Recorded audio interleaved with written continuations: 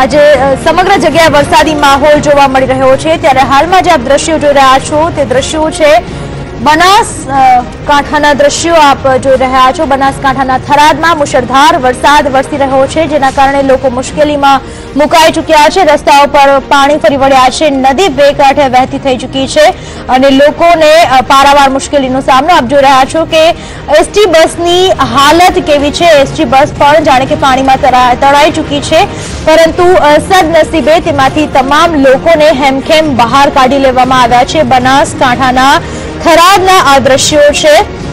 સૌથી વધારે મુશ્કેલી ત્યારે ઊભી થાય છે જ્યારે તંત્ર દ્વારા તકેદારી રાખવામાં નથી આવતી। ખુલ્લો રોડ આપણને દ્રશ્યમાન થઈ રહ્યો છે અને આ રસ્તાઓ પર પાણી ફરી વળતા રસ્તો ક્યાં પૂરો થાય છે એ જ એસટીના ચાલકને ખબર ના પડી અને તેના કારણે બસ ખાડામાં ઉતરી ગયેલી જોવા મળી રહી છે।